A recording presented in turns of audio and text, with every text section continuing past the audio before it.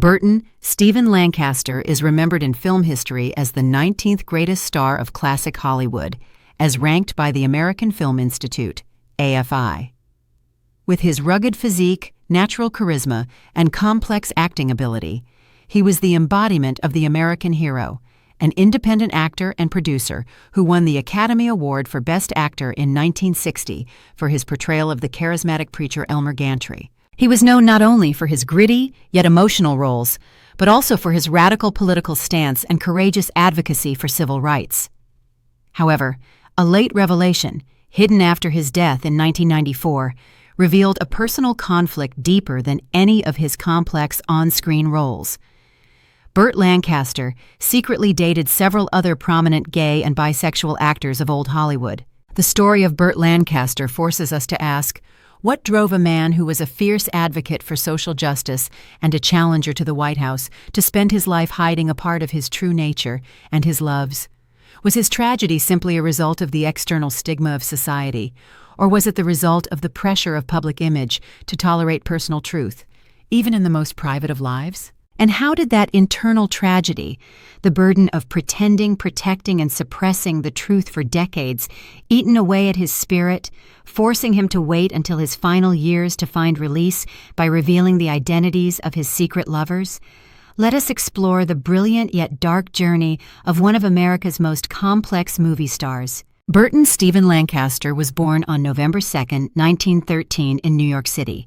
He grew up in East Harlem in a working-class family with his father, James Lancaster, a postman, and his mother, Elizabeth Roberts. All four of his grandparents were Protestant Scots-Irish immigrants from the province of Ulster, Ireland. His childhood was filled with physical training. He showed a love and great skill in gymnastics while attending DeWitt Clinton High School, where he was also a basketball star. Although he was accepted to New York University on an athletic scholarship, Lancaster dropped out after his mother died of a cerebral hemorrhage. At the age of 9, Lancaster met Nick Cravat. The two developed a lifelong friendship. Together, they studied local theater and circus arts at Union Settlement. In the 1930s, they formed the acrobatic duo Lang and Cravat and joined the K Brothers Circus. It was this physical prowess and flexibility that would form the basis of his later acting style. However, in 1939, an injury forced Lancaster to give up the profession with great regret. After the United States entered World War II, Lancaster enlisted in the United States Army in January 1943. He served in the Army's 21st Special Services Division, providing USO entertainment to soldiers. He served in Italy under General Mark Clark from 1943 to 1945 and was discharged in October 1945 with the rank of Technician 5th grade. After returning to New York, Lancaster, although initially unenthusiastic about acting, was encouraged by a producer to audition for a Broadway play.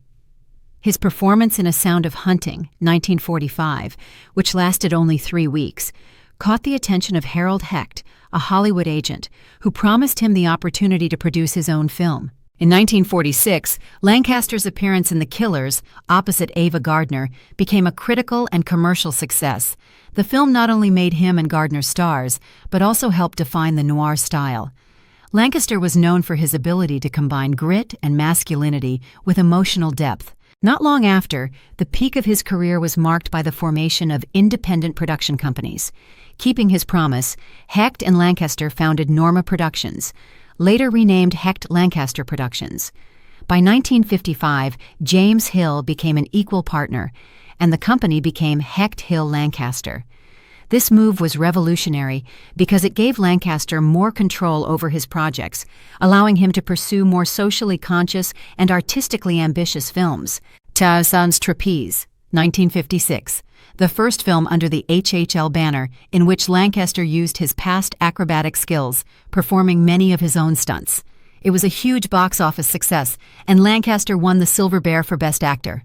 And Marty, 1955. A film produced by HHL in which Lancaster did not star, it won the Academy Award for Best Picture and the Palme d'Or at Cannes, cementing HHL's status as one of Hollywood's most successful independent production companies of the time. Elmer Gantry, 1960. This role earned him an Academy Award and a Golden Globe for Best Actor. A Birdman of Alcatraz, 1962. As Robert Stroud, a prisoner-turned-bird expert, Lancaster won the BAFTA Award for Best Foreign Actor and his third Oscar nomination. Atlantic City, 1980. His career was revived with this film, which earned him a BAFTA Award and a fourth Oscar nomination. In parallel with his film career, Lancaster was a strong supporter of progressive and liberal causes. He publicly supported the civil rights movement, opposed the Vietnam War, and fought against the death penalty. He was even placed on President Richard Nixon's 1973 enemies list. Notably, in 1963, Lancaster and his second wife Norma organized a fundraiser for Martin Luther King Jr. and the Student Diversity Leadership Conference before the historic March on Washington, and he was one of the speakers at the event. Behind the spotlight, Lancaster tried to keep his personal life private despite his star status. He married 3 times and had 5 children. His first marriage was to June Ernst, a trapeze artist, with whom he performed until their separation in the late 1930s. The ambiguity of the timing of their divorce, circa 1940 to 1946, has caused confusion about the history of his relationships. He married a second time in 1946 to Norma Anderson. Norma was a supporter of political and social causes. The couple had 5 children: Bill, actor-screenwriter, James, Susan, Joanna, film producer, and Seigel, Sheila. Despite their shared commitment to social issues, especially civil rights, their marriage was troubled and ended in separation in 1966 and divorce in 1969. Lancaster then had a long, tempestuous relationship with Jackie Bone, a hairdresser. His third and final marriage was to Susan Martin, which lasted from 1990 until his death in 1994. In terms of other relationships, some authors and media outlets have written that Lancaster was bisexual and had relationships with both men and women. He is said to have had an affair with Deborah Kerr during the filming of From Here to Eternity, 1953. And actress Shelley Winters claimed in her 1980 autobiography that she had a 2-year affair with him. Alongside these public and supposedly heterosexual relationships, Lancaster is known to have lived a complex, hidden personal life. Ironically, the deepest tragedy of Lancaster's life was not a plane crash or a financial scandal, but the burden of being imprisoned by the perfect public image he was required to project. His secret love affairs with famous men in old Hollywood were fateful inner events that only came to light belatedly, allowing the public to see the full complexity and contradictions of a man. According to public information throughout Hollywood's golden age, Burt Lancaster was a masculine icon, a screen hero, and a family man with 3 marriages and 5 children. This image was built on his stunt roles, adventure films like The Crimson Pirate, and war films like From Here to Eternity. The public, and perhaps the film industry, accepted only the strong Lancaster, a freedom fighter who dared to challenge the government but was completely heterosexual.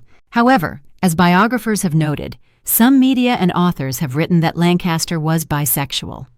Lancaster himself, in his later years, revealed to close friends a chapter from his past, secret affairs with iconic male characters who were forced to live behind glass. This hidden truth lies in the very identities of the men Lancaster claimed to have dated, relationships that took place in privacy and mutual vulnerability. 1. Cary Grant. One of the most sophisticated and distinguished actors of his generation, the relationship between Lancaster and Grant was described as electric but cautious, taking place over secret weekends at beach houses along the Pacific Coast Highway. Grant maintained a carefully constructed image of sophisticated and attractive heterosexuality, and his fear of exposure was evident. The relationship ended because Grant retreated deeper into his fortress of secrecy, unwilling to risk his carefully preserved personal image. 2. J. Edgar Hoover, the most shocking name on the list. Hoover was the infamous FBI director who wielded immense political and cultural power. Although not an actor, Hoover had deep ties to Hollywood through his influence on depictions of law and morality. Their relationship, while not romantic in the conventional sense, was rife with power dynamics and secrecy. Lancaster describes Hoover as a man who desires intimacy but fears his own image. 3. Rock Hudson, a macho movie star whose relationship with Lancaster was described as more emotionally intense. Hudson, under the tight control of studio executives, lived in perpetual fear of exposure. Their love affair took place on long drives through the desert, away from paparazzi, where they could breathe freely, even if only for a weekend. The relationship fell apart not because of a lack of affection, but because of the impossibility of permanence in a world that demanded denial. 4. Ricky Nelson, a teen idol star, almost 2 decades Lancaster's junior. This brief and tumultuous affair took place in the early 1960s. Nelson found both a mentor and a protector in Lancaster. Lancaster ended it gently, believing Nelson needed space to find his own identity. 5. Marlon Brando, perhaps the most complex and brilliant character. The relationship, Lancaster recalls, was volcanic, fueled by ego, artistic rivalry, and a desire to conquer each other emotionally and physically. Brando, known for his gender fluidity and defying convention, captivated Lancaster with his intellectual debates and irresistible sensitivity. Lancaster calls Brando the only man I ever met who could make me feel completely shattered with just one look. The truth about these secret relationships is the crux of the story, because it exposes the root cause of the tragedy, the intense conflict between individual nature and the pressures of the 20th century Hollywood system. As systemic causes, cover-up. Hollywood at that time operated on absolute image control. Bisexuality or homosexuality was not only taboo, but also considered a career-ending threat. Studios created a massive cover-up system that forced stars to maintain a perfect facade. Lancaster, despite being a successful independent producer through Hecht Hill Lancaster, still had to adhere to rigid social norms to protect his career and the reputation of his company. The 1985 AIDS diagnosis of Rock Hudson showed the dire consequences of maintaining this secrecy. Social causes.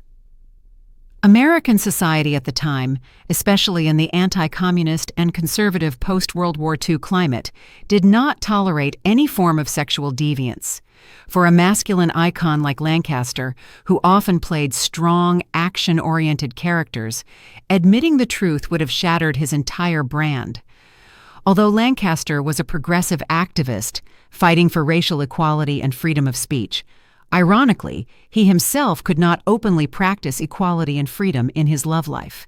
Tony Curtis once commented about him, "He has the appearance of a big, aggressive athlete playing strong men, but the soul of Socrates, Plato. He is a Greek philosopher with the consciousness that all men are equal." The contradiction between this public political ideal and this personal concealment is the greatest tragedy. Does personal cause? The need to pretend, protect, and suppress his true nature created a deep inner wound. Lancaster had to live a double life. On the one hand, a husband, a father of 5 children with Norma Anderson, a woman active in political activities. On the other hand, a seeker of love and intimacy with other men in the dark. These relationships, with Grant, Hudson, Brando, all took place in secret, could not have eternity, leading to a lonely and chaotic emotional life. The tipping point was not a single event, but the moment Lancaster, in his final years, sought to break free. Plagued by heart disease, complicated surgery in 1980, 2 minor heart attacks and bypass surgery in 1983, and finally a stroke in 1990 that left him partially paralyzed and almost speechless, Lancaster faced death. In this moment, he chose to reveal the truth to close friends. This act was not about seeking sensation, but liberation from decades of pretense. It was the moment he broke the oppressive silence of old Hollywood. Burt Lancaster's life was a great symphony of artistic talent, independent entrepreneurship, and courageous political commitment. He was a pioneer in gaining control of the arts through his production company, HHL, and a powerful voice in the civil rights movement. Yet his legacy is shaped not so much by what he did on screen as by what he was forced to hide behind the scenes, a secret love life driven by his bisexuality. This contrast encapsulates the tragedy of fame. A man who dared to fight for the freedom of others was forced to live in chains of his own. His story, revealed belatedly, is not only a page in cinematic history, but also an indictment of the suppression of individual identity by social norms and public pressure. What questions do the hidden truths about the personal lives of Lancaster and his famous peers raise about our trust in the figures we admire, and whether we continue to force celebrities to bear invisible burdens just to fit the public image we want?